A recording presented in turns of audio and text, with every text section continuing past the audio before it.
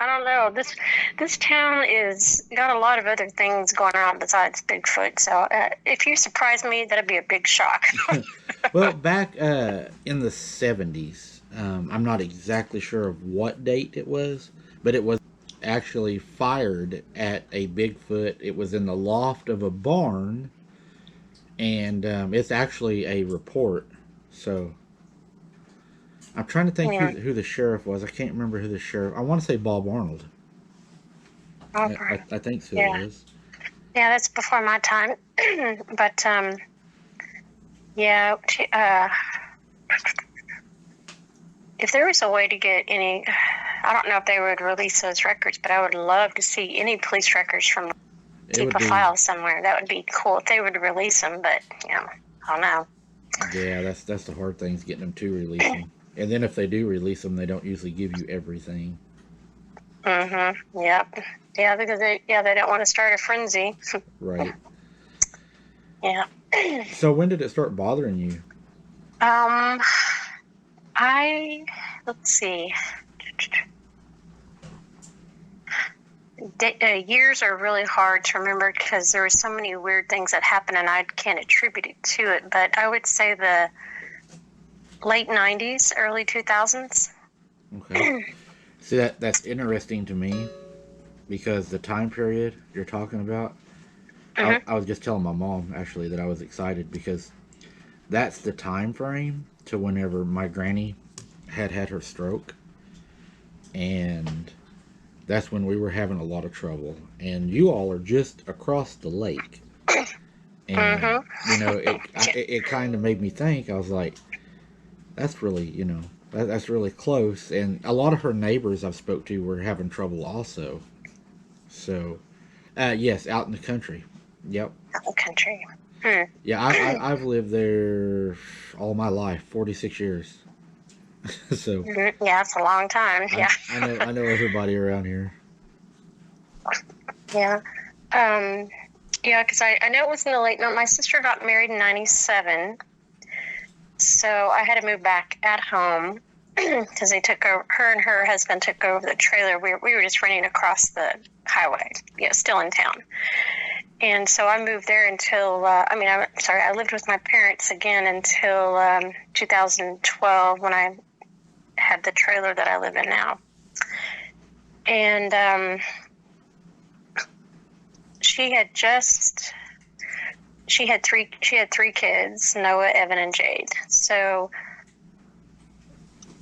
the experience, are you recording now? Yes, ma'am. Oh, okay. Yep.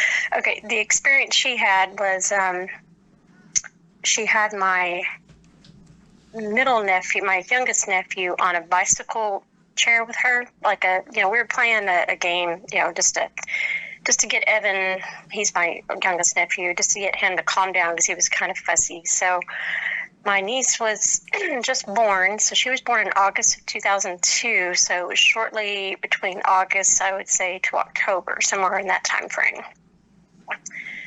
And she lived here in town at the time, or maybe she would have had, yeah.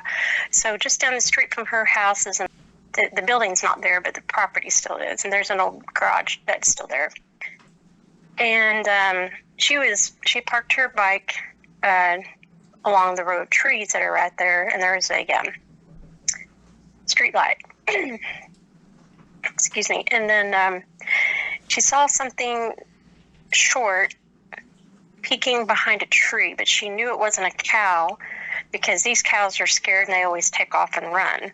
So she got freaked out, and then she met up with us back at my parents' house, and so we kind of had to cut the game short. Evan was crying anyway, so they took him home and everything.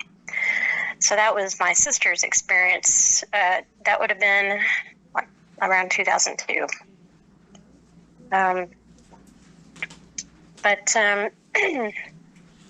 my sister's other experience was within the last 5 years, I think.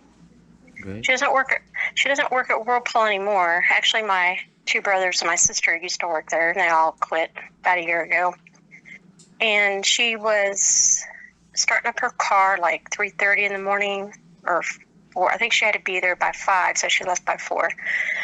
So they always had their cars facing towards the street. So when she went out to her car, she looked to her left, which would be to the south, and down the street is about a 9-foot tall, stop sign and a street light. And she could see it clearly, this long, tall, black shape running down the street. Its head was over the stop sign, and then it jumped over the fence and through the pasture. And this pasture is doesn't have any trees in it. She couldn't see it after that, but she got in her car real quick and went down the street. Okay, while I'm on that subject there, she saw something one time when she did go to work, not the same day, but she said there was a couple of cars in front of her and they all slammed on their brakes.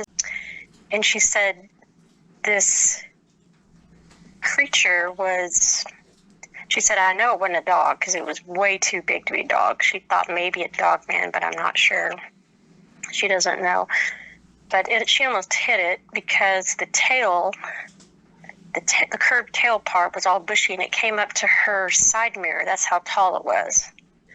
And she couldn't get a good look at it, but it went on. And those were her experiences. My experiences were a little more closer to home. She didn't get as close as, what I did. But anyway,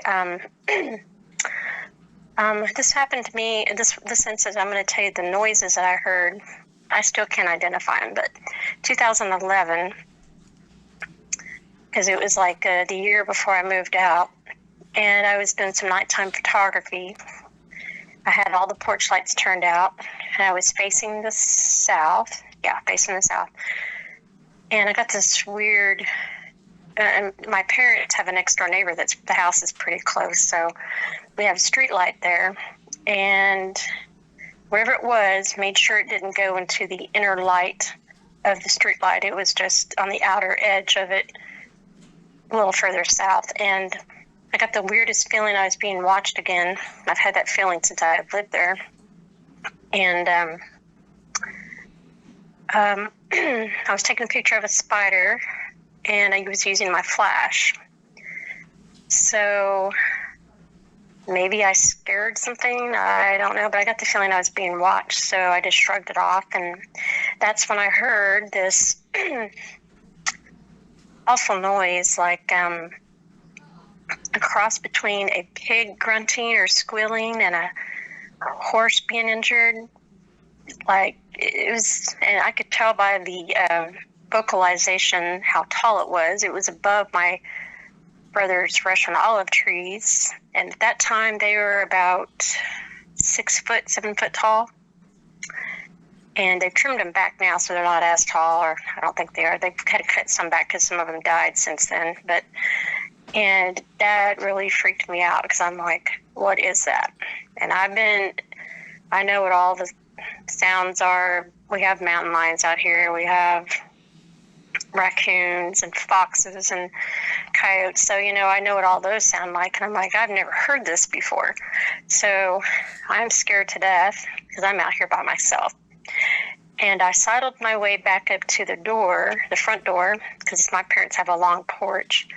And I felt for the doorknob behind me, keeping my eyes focused on my brother's house, because that's where the thing was at, across the street.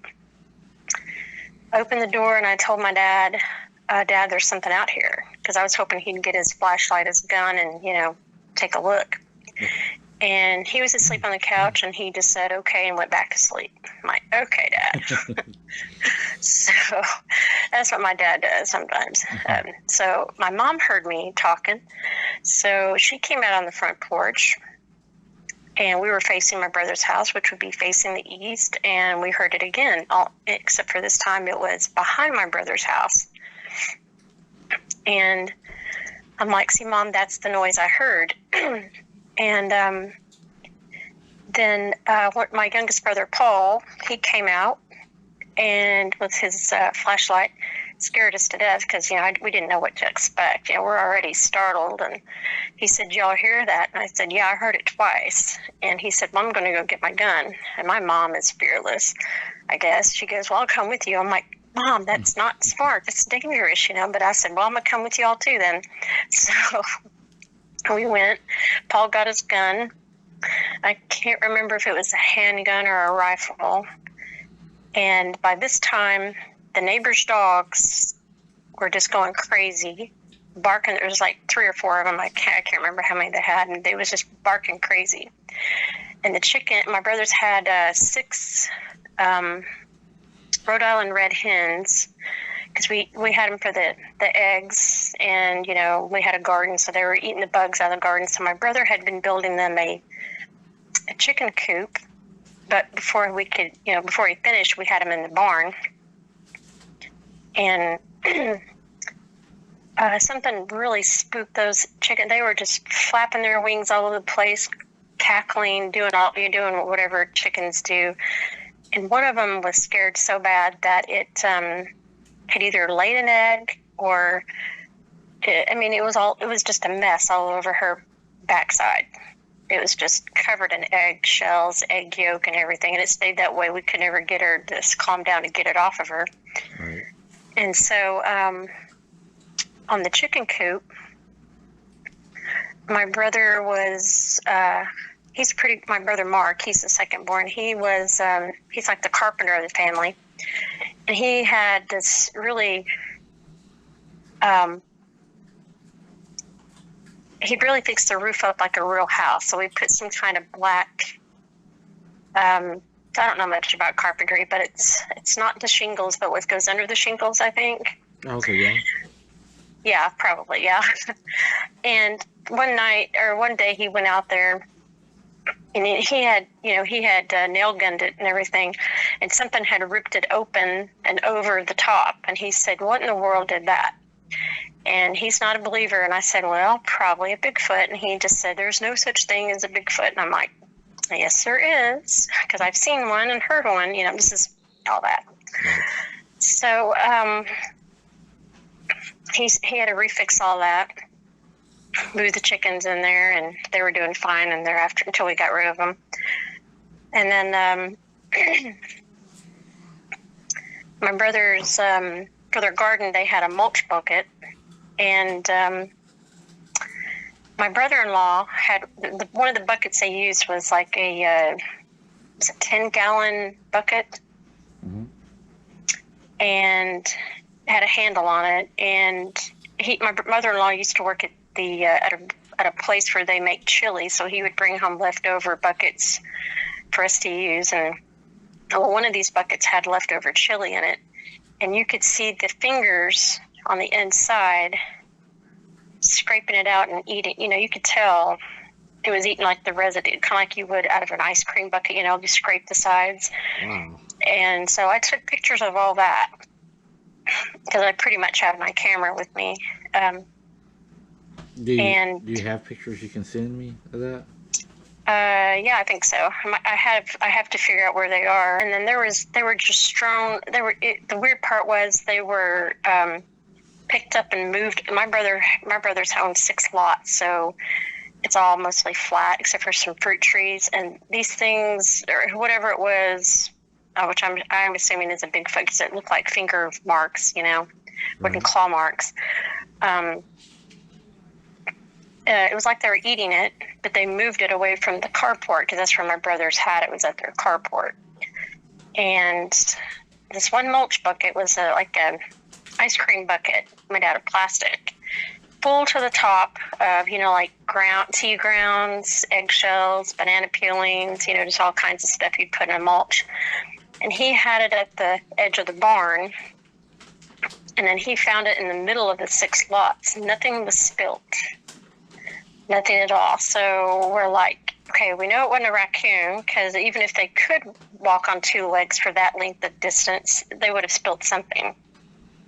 And it was just laid right there. And I thought, you guys need to put up cameras, but, right. It's my brothers. And so I've got pictures of all that, and about how how many feet it was. I want to say 75 feet, but I may be wrong because it's been a while since I've looked at those pictures. But my other experience was, this is when I still lived with my parents. My sister was missing a cat. We had a lot of disappearing cats in town, not just ours. And so Mom and I were walking around town looking for it. And we were headed toward the east, and there's this abandoned house that sits on about 6 lots. The whole block is just abandoned. It's all grown up. It looks like a little forest in there, and parts of it still do. And this would have been 2004, maybe, somewhere between. I'm not really sure of the year. I'd have to go back and. That's okay. Look, yeah. Yeah, it's not. And it was like 3:00 in the afternoon, bright sunny day. Mom was to my right, and I look up at the roof of this old house, and this house has been there for over 100 years, tin roof house, and there's this creature sitting there. It wasn't facing me, because I wish it would have, but then I might have nightmares. I don't need any more nightmares. And my mom was talking to me, so I didn't want to interrupt her to tell her to look up. But the thing must have heard my mom and us walking up, because it stood up, and I realized, okay, it's not a full-grown Bigfoot. If it was one, it would have been maybe a juvenile or something. Mm-hmm. And it stood up. Now, this is a 2-story house, and the roof is like a triangular type. It's just really old. So anyway, this thing stood up, and then it jumped over the house away from us, and I couldn't hear it. I kept listening for a thud, and I couldn't hear it. So I'm thinking, I think there's a tree next to the house, so it might have jumped into the tree. I'm not really sure. And then we were going around the block. I said, Mom, I don't think we should go around the block. There's something. Hello. Sorry, I think our call dropped. Yeah, it happens a lot out here. Yeah, me too. Well, where I used to work, yeah. Just let me know when you're recording again, and I can start over. Oh, you go ahead, just right where you left off. You're fine. I can edit it and fix it all. Oh, okay, good. Yeah. Okay, so we went ahead and went around the block, and I've noticed there weren't any birds chirping, because the birds are always making noise in there, and that got me a little spooked. And I don't remember if I looked into as we were walking, I don't remember if I looked in there. I was too scared.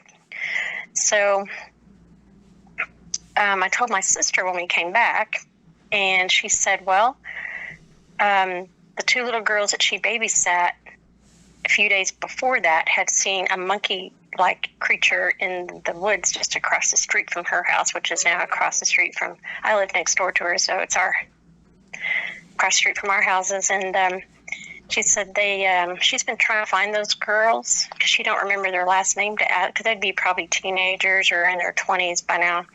She wants to ask them to describe it, but she can't remember what their names were to get a hold of them. Right.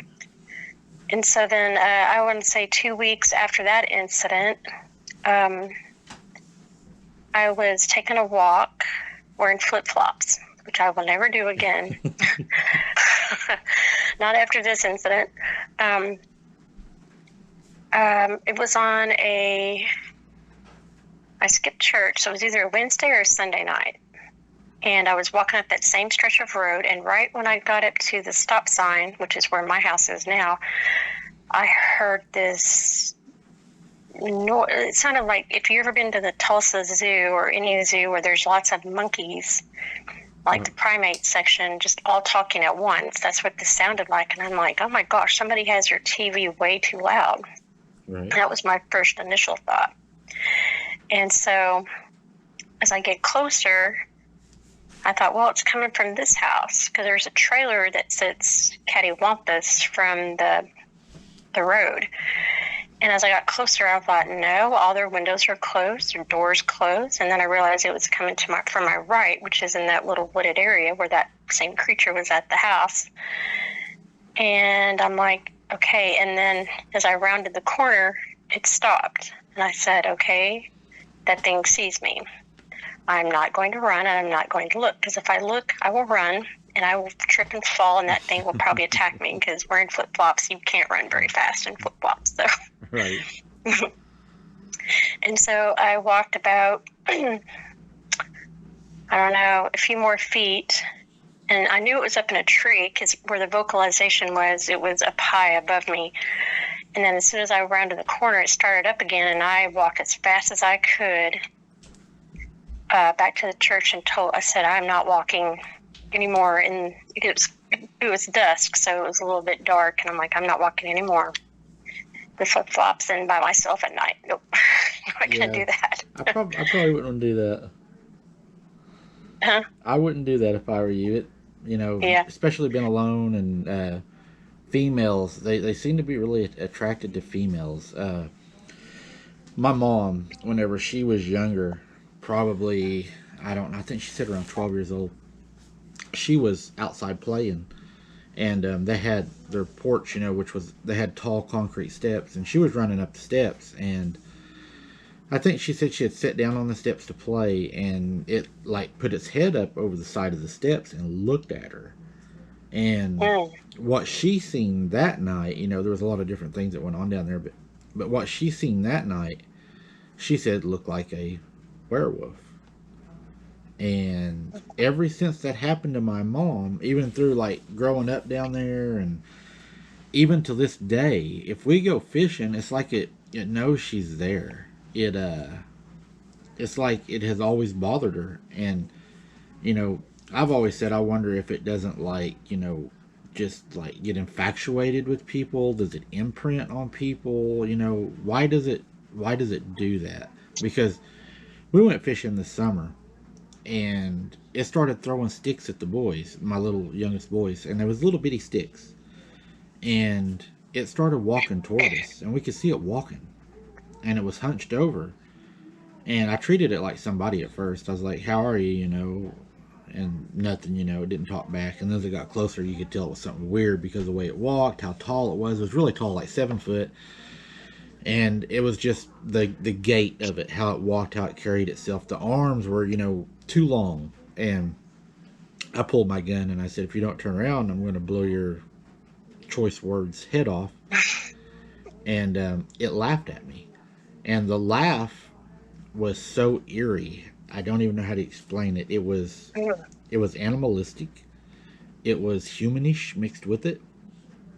But it did veer off and then walk away, from where we were at. And then my mom's like, I'm ready to go. So we loaded the kids in the truck and everything. Well, when we're leaving, and you're going to know where this area is at, I'll just go ahead and tell you.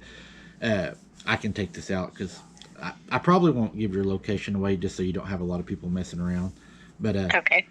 Very well. Okay. Yep.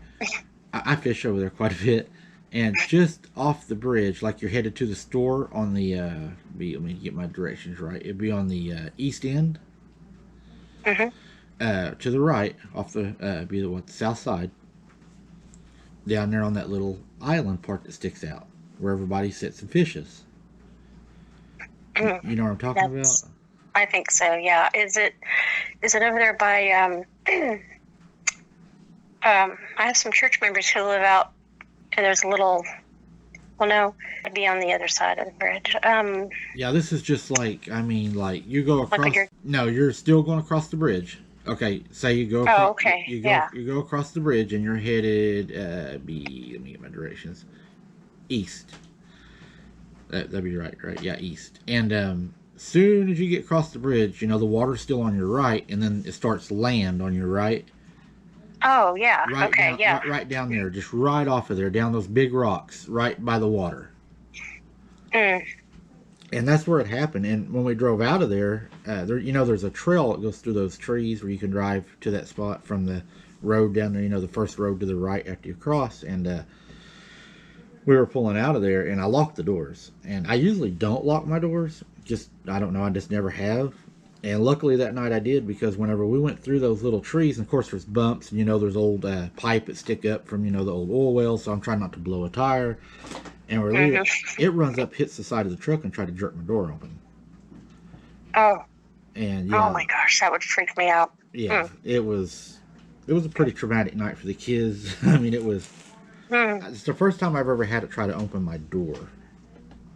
Yeah, it probably didn't like being threatened with a gun, maybe.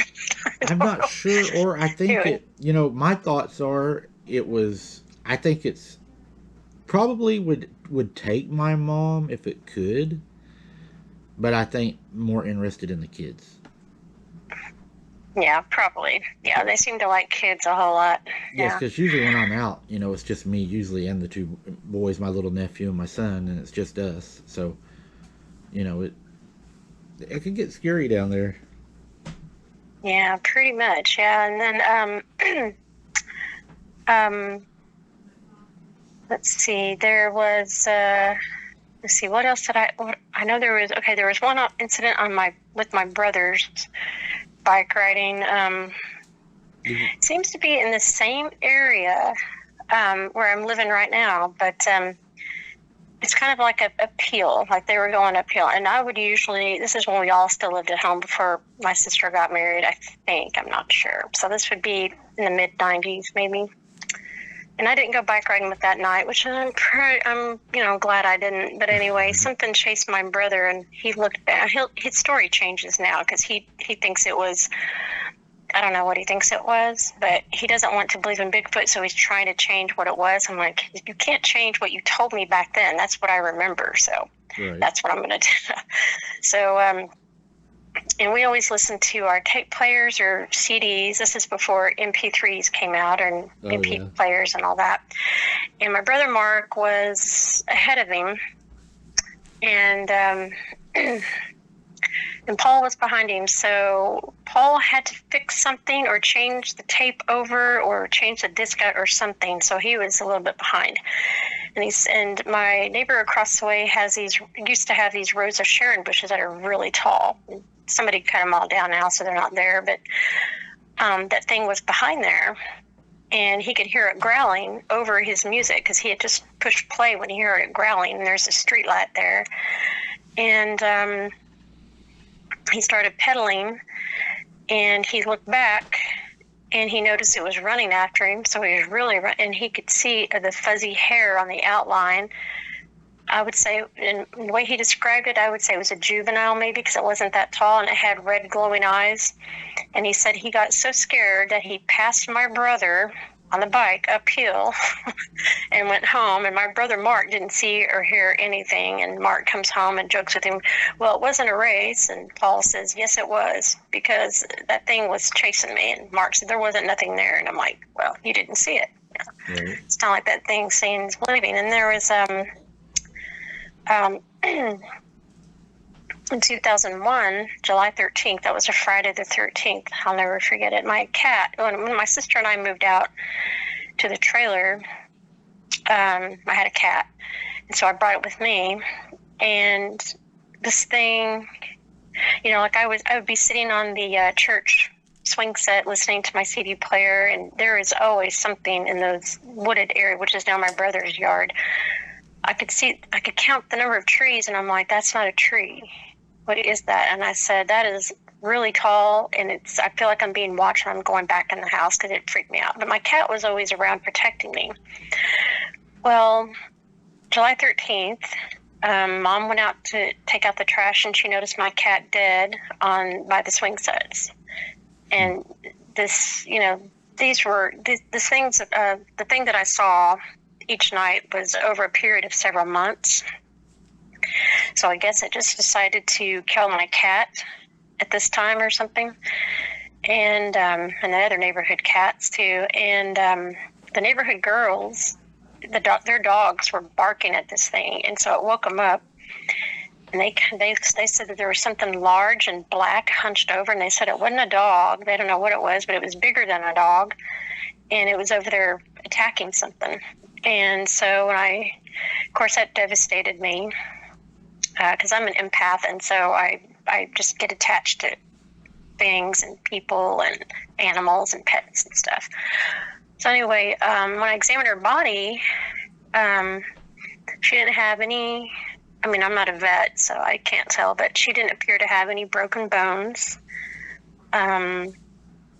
Her belly just had 3 long scratches from her, like right below her chin, all the way down to her abdomen. and you could tell that it was a scratch from something because you could see the scratches, but there was no blood, no guts. And I wish I would have gotten a picture of that, because that would have probably helped somebody identify something. But in my thinking, when an animal is being attacked, they're not going to be sitting there allowing this creature or whatever it is attacking them to attack. They're going to be moving around and fighting. So that thing, in my opinion, had to have held my cat so tight that it couldn't move, and then it scratched it, because it was straight lines. They were not zigzag, curved, and like when you scratch somebody, whenever somebody moves away, they're not going to go in a straight line. Right. So I kept thinking, well, this Talala's just got a lot of strange things. You know, my town has a lot of strange things. Talking. Welcome to Oklahoma. Yep, been here 40 years. Yep. Well, my parents have lived here 70-some plus years, but wow. They've lived in Tulsa for most of their lives. But Dad was in the military, so we moved around a little bit. And so, anyway, since I've lived in this area, there's I could tell you ghost stories. I've kept a journal of all that. Yeah. But Bigfoot is it's just... He steals the show, huh? Yeah. Oh, yeah, he steals the show, yeah. My sister, and since I'm a big Bigfoot, believer and everything, I've got all kinds of Bigfoot not memorabilia, but like jewelry, T-shirt, socks, you name it, things in my car, things outside my house. Right. I don't think that attracts them, but Right. Yeah, there's a lot of empty, space over in that area, just kind of like over kind of where I'm at. Is there a water source close to that? Do you know? Besides the lake? Yeah. It's got a, there's this weird, it's not really, or maybe it's offset. On the west side of town, we have a flood zone because we have a creek that runs through town. And when it rains a lot, it floods some people's houses down in there. And I used to work at town hall until this past October. I quit there to look for something different. And of course, I know a lot about the flooding part, but that creek was called something wet creek or something. The FEMA named it something. I can't remember what it's named, but that is right inside of town. Is it the one that floods out beside the highway? Like, it looks like a big old pond off to the right. Yeah, and this one just kind of runs or feeds off of it or something. I've been to that area down there before, and there's a lot of, it's really creepy, but there's like this private road through a field, but I haven't been out there in many years, and I don't know if there's anything else back in there, but I haven't really found anything weird, but... Yeah, because I seen it one day, and I mentioned to Mom, I was like, that looks creepy down in there, because it's like, it almost looks like Louisiana, kind of like swampy, Yes, very much so, yeah, because, I'm always looking out there whenever we go to dinner every Sunday afternoon. A couple of people from our church and my dad and Mom and I sometimes, and when it was flooded, I was thinking, oh, bet you there's something watching us through the woods there. It's just really creepy. It probably is. That's the scary thing. Yeah, and then my sister, about a year or two ago, maybe 3, it had been after she quit work because, so I'd say it was from August I really don't know. But she was sitting on her front porch, and her front porch faces to the south, and there's this big, huge field, there's a house across the street and all that. But she heard this really loud siren type thing early in the morning, and she didn't know if that was a Bigfoot howling or not, but she said it sounded like a police siren.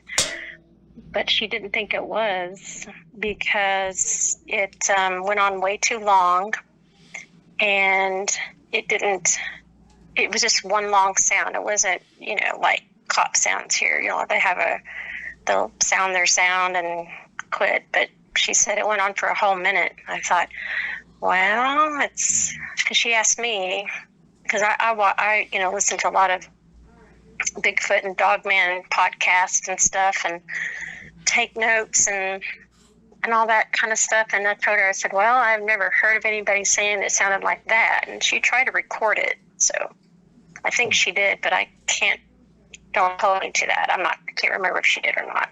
Right. But I'd like to investigate down in there sometime. I may have to.